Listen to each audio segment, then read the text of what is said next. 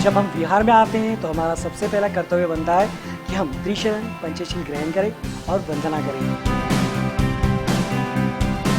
हम सभी बौद्धजन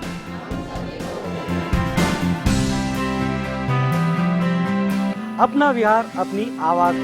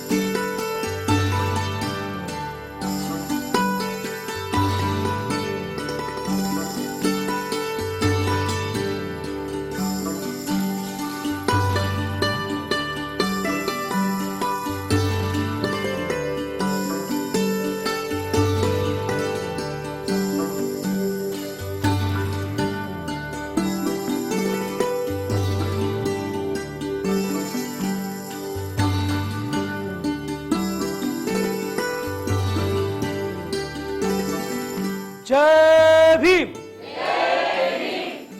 नमो बुद्धाय, जय भीम। दर्शकों, मैं विक्रम आपका स्वागत करता हूं आपके मनपसंद कार्यक्रम अपना विहार अपनी आवाज में। आज हम आपके लिए लेकर आए पंचशील बुद्ध विहार, जो आता है स्वरूपनगर, नागपुर, महाराष्ट्र में। तो देर किस बात की, आइए शुरू करते हैं आज का इस विहार का ये सफर।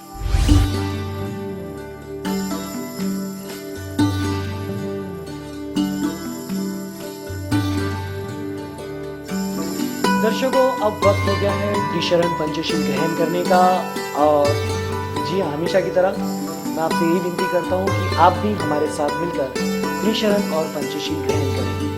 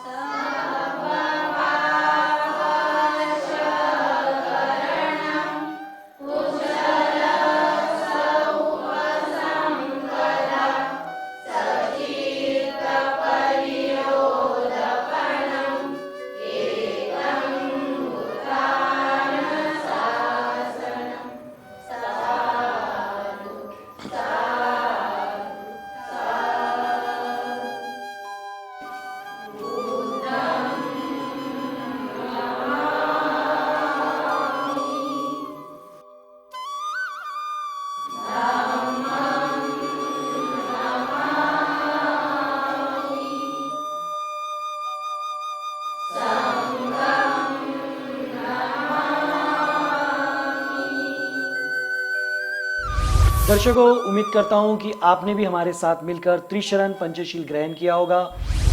तो दर्शकों, अब वक्त है विहार को और अधिक बेहतर तरीके से जानने का। तो आइए विहार समिति से हम जानते हैं विहार की स्थापना कैसे हुई, किस तरह ये कार्य कर रहा है और किस तरह का कार्य अभी किया जाना बाकी है। जय भीम. माझं नाव प्रमोद ठोंबरे आहे. मी ह्या विहाराचं सेक्रेटरी म्हणून काम करतो आहे. ह्या विहारात इथे सुरुवातीला एक पिंपळाचं झाड होतं इथे मोठं, आणि त्याच्याखाली एक मूर्ती ठेवलेली होती.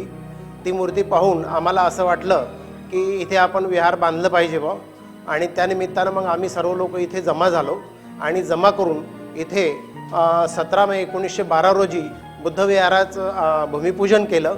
आणि भूमिपूजन केल्यानंतर आम्ही सर्व लोकांनी इथल्या स्वरूपनगर आणि संचयनी कॉम्प्लेक्स इंद्रप्रस्थ लेआउट ह्या सर्व लोकांनी मिळून आम्ही पहिल्यांदा सर्व लोकांनी 20-20 हजार रुपये वर्गणी केली आणि हे विहाराचं इथपर्यंत बांधकाम केलं. जय भीम. मी वंदना ढोणे या विहाराचे सामान्य सदस्य म्हणून काम करतो. आम्ही या विहारामध्ये दररोज सायंकाळी 7:30ला वंदना होते आणि त्याचप्रमाणे ज्या प्रत्येक महिन्यात येणाऱ्या जयंत्या पुण्यतिथ्या महापुरुषांच्या आम्ही साजऱ्या करतो. जय भीम. मी सुनंदा मेश्राम. आमच्या इथे पंचशील बौद्ध विहार जे आता खाली बांधकाम झालं आहे, पण आमची अशी इच्छा आहे की वरती बांधकाम करून वरती मूर्ती न्यायची आणि खाली संस्कार वर्ग सुरू करायचे आहे आम्हाला, आणि अशी अपेक्षा है कि ते पूर्ण होईलच. दर्शकों, विहार समिति से हमने जाना किस तरह विहार की स्थापना हुई, किस तरह से कार्य कर रहा है और किस तरह का कार्य अभी भविष्य में किया जाना बाकी है.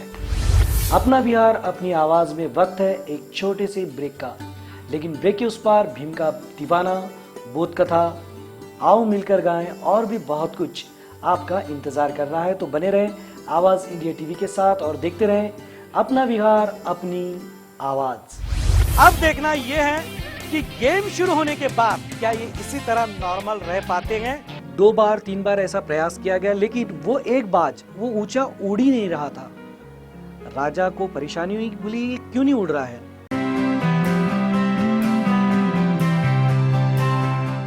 ब्रेक के बाद एक बार फिर से आपका स्वागत है आपके मनपसंद कार्यक्रम अपना विहार अपनी आवाज में. अब वक्त हो गया है एक प्यारी सी बोध कथा श्रवण करने का, और हमने आज भी आपके लिए एक प्यारी सी बोध कथा को लाया है. तो आइए सुनते हैं ये प्यारी सी बोध कथा. आज की बोध कथा हमने आम जिंदगी से ली है. बात उस समय की है जब एक राजा को 2 बाज पक्षी मिलते हैं. काफी छोटे होते हैं और वो राजा उनकी देखभाल एक अच्छे व्यक्ति को करने के लिए देता है. कुछ समय बाद राजा को अचानक उन बाजों की याद आती है और वो सोचता है कि अब तो बड़े हो गए होंगे, चलो उसे देखा जाए. जब वो उस व्यक्ति के पास जाता है जिसे उसने देखभाल के लिए दिया था, तब वो व्यक्ति दोनों बाजों को दिखाता है जो काफी बड़े हो चुके थे.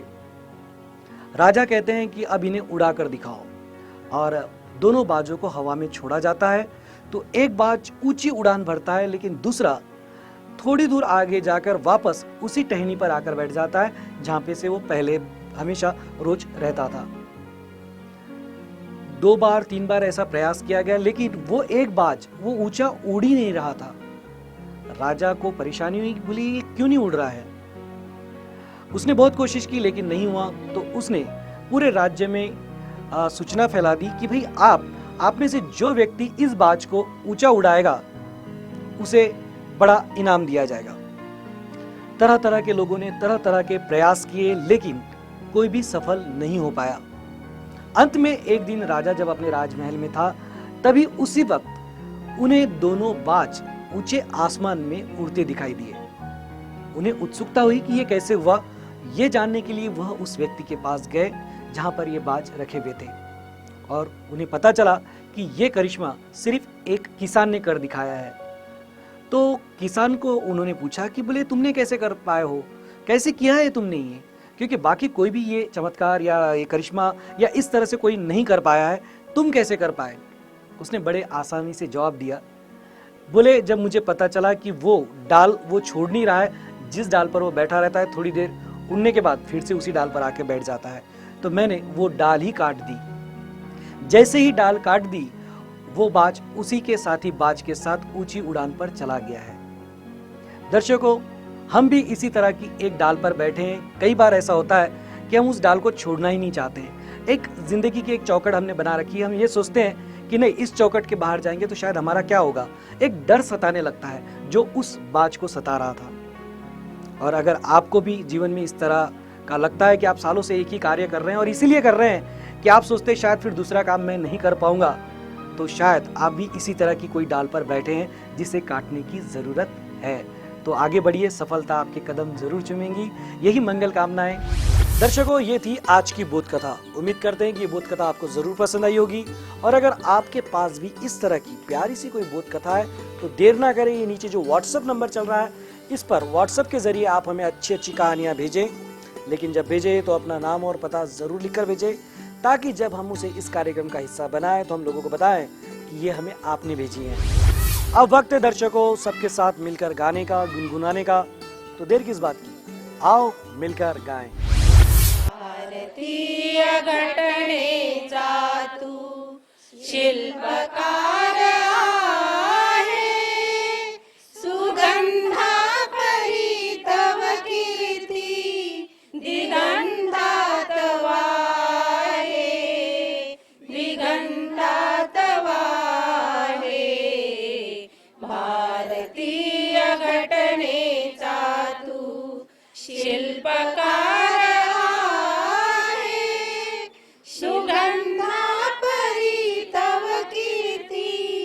दिगंधात वाहे, दिगंधात वाहे। भारतीय घटनेचा तू शिल्पकार आहे, शिल्पकार आहे, शिल्पकार आहे।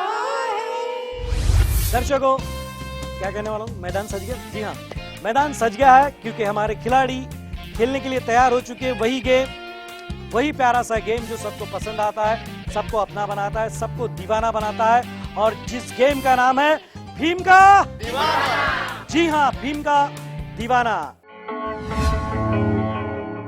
इस गेम में इन सभी को मेरी तरफ देखकर जय भीम जय भीम जय भीम जय भीम जय भीम जय भीम जय भीम जय भीम कहते रहना है, और मैं इनसे हाथ, पैर, नाक, कान, सर इनमें से किसी भी एक पार्ट को छूने के लिए कहूंगा। खुद के शरीर के उस पार्ट को इन्हें दोनों हाथों से छूकर दिखाना है। जो व्यक्ति सबसे पहले कर कर दिखाएगा वो हमारा विनर होगा। क्या कहा, बहुत आसान है? ठीक है, तो देखते हैं कितना आसान है।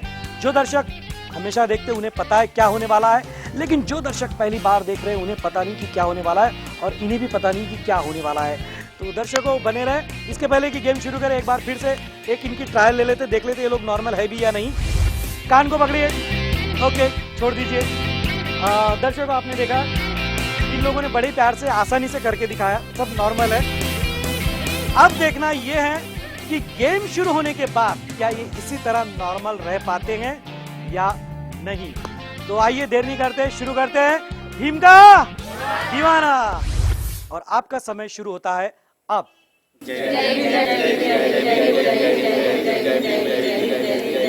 पकड़िए सर, सबको सर बोला, सबने अपना पैर पकड़ा है।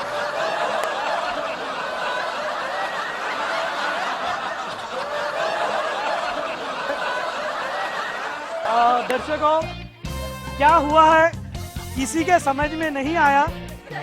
वही हुआ है जो आज तक होते आया है। इन सब से मैंने सर पकड़ने के लिए कहा और सबने अपना पैर पकड़ लिया है। क्या होता है जब हम जय भीम बोलते हैं तो उसमें इतना खो जाते हैं कि हमें पता ही नहीं चलता हमारा सर कहाँ है, पैर कहाँ है और पाँव कहाँ है। वही इन सब के साथ हुआ। यानी कि मैं हमेशा कहता हूँ कि हाँ, मैं हूँ भीम का दीवाना, और दर्शकों ये सारे बन गए भीम के दीवाने। तो दर्शकों, आज भी इतने सारे एपिसोड के बावजूद हमें कोई भी विनर नहीं मिला है, क्योंकि बाबा साहब का जादू है, ये तो चलता ही रहेगा। वक्त है अभी छोटे से ब्रेक का, लेकिन ब्रेक पे जाने से पहले आज का सुविचार। दर्शकों, अपने वो नहीं होते हैं जो तस्वीरों में हमारे साथ होते हैं, अपने उन्हें कहा जाता है जो तकलीफों में हमारे साथ होते हैं। तो हम आपके साथ हैं और आप भी हमारे साथ रहिए, और हम तो यही करेंगे, यही मंगल कामना है कि आप पर कभी तकलीफ आई ना। तो दर्शकों, बने रहे आवाज इंडिया टीवी के साथ और देखते रहें अपना बिहार अपनी आवाज। महाड़ के तालाब पर जो सत्याग्रह बाबा साहब ने किया था वो कौन से वर्ष में किया था? दर्शकों, आपके लिए भी सवाल है।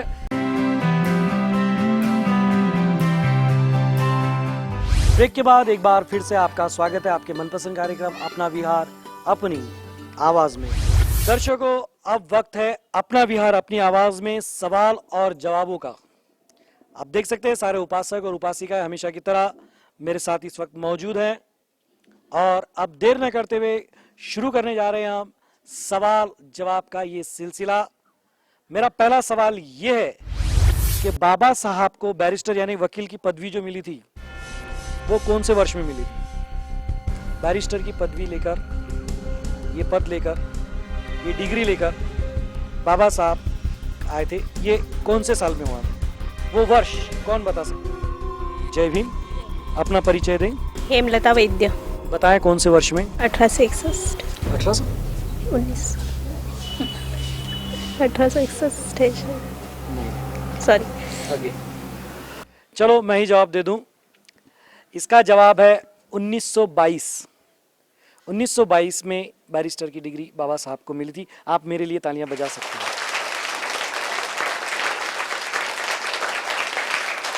महाड़ के तालाब पर जो सत्याग्रह बाबा साहब ने किया था वो कौन से वर्ष में किया था? दर्शकों, आपके लिए भी सवाल है। आप अपना जवाब तैयार रखें और देखें कि जो जवाब यहाँ पे आता है वो आपका और ये जवाब सही होता है या नहीं। तो अब आपके लिए स्पेशल हमने इस तरह के सवाल भी इस कार्यक्रम में शुरुआत की है। आ जाएं। जय भीम। अपना परिचय दें। वंदना ढोणे। बताएं कौन सा वर्ष? 19 मार्च 19-20 मार्च 1927।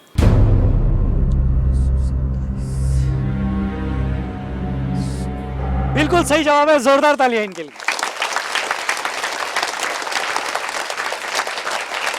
मुझे वर्ष ही चाहिए था और वर्ष 1927 सही है।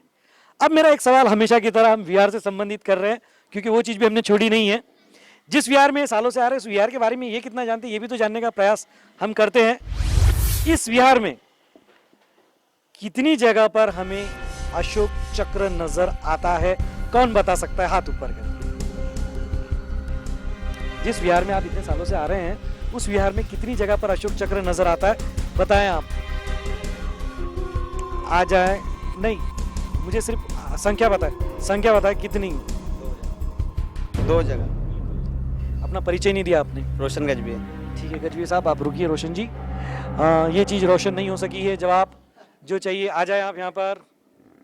जय भीम। अपना परिचय दें। सुनंदा मिश्रा। बताए कितनी जगह पे नजर एक जगह वो सामने। जी नहीं, रुक जाए। मुझे कुल जगह चाहिए, जगह नहीं चाहिए, कुल संख्या चाहिए, एक संख्या नहीं चाहिए। चलो मैं ही बता दूं, 5 जगहों पर अशोक चक्र में नजर आता है। आप मेरे लिए तालियां बजा सकते हैं, बाद में मैं आपको गिनवा दूंगा।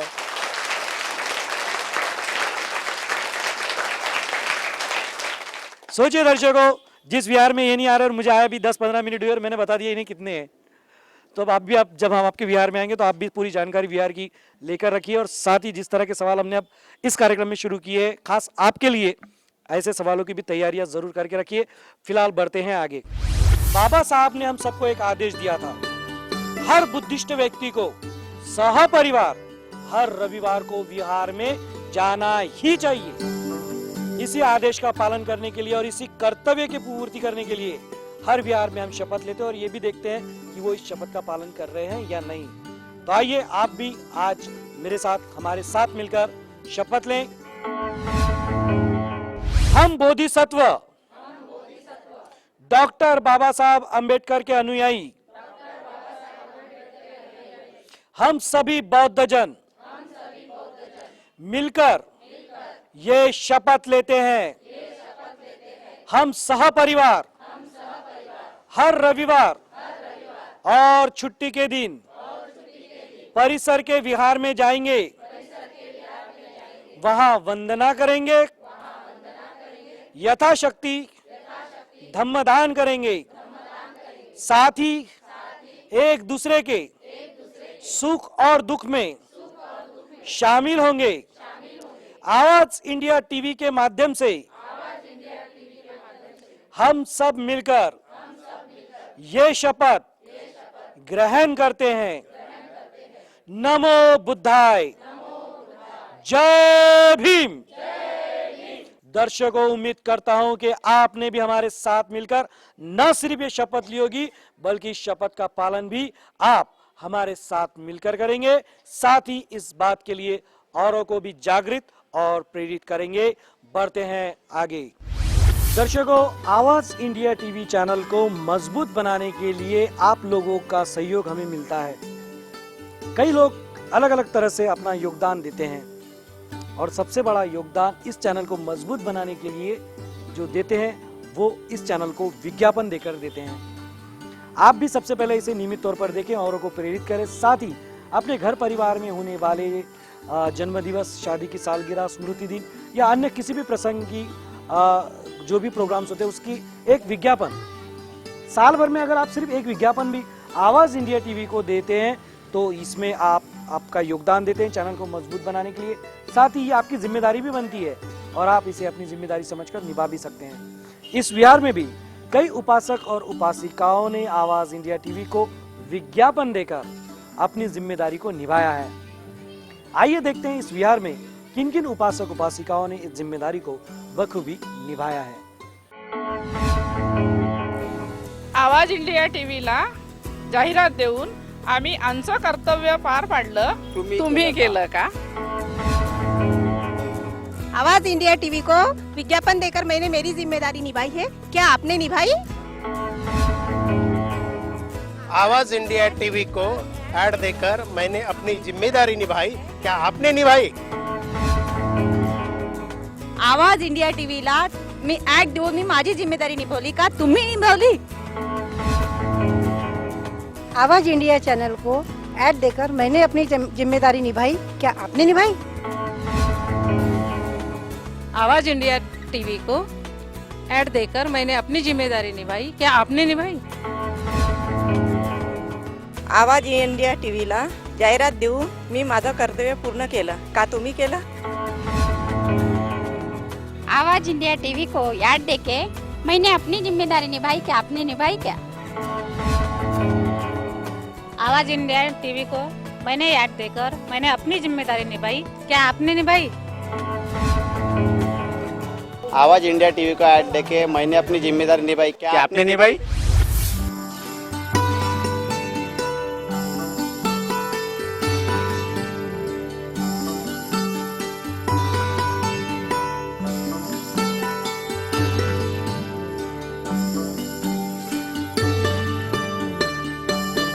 दर्शकों, ऐसा है ये पंचशील बुद्ध विहार जो आता है स्वरूप नगर, नागपुर, महाराष्ट्र में।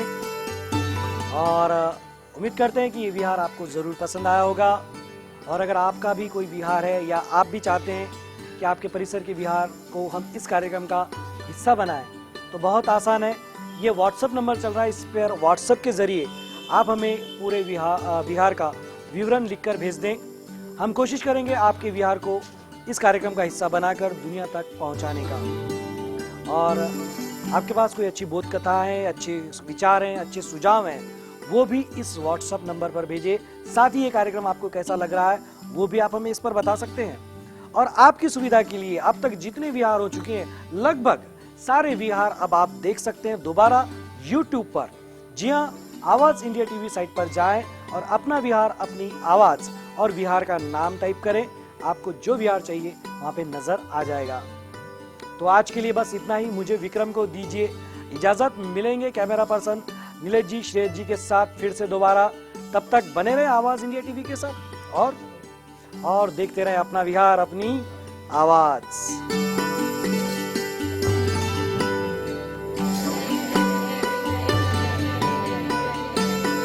पकड़िए सर, सबको सर बोला, सबने अपना पैर पकड़ा है।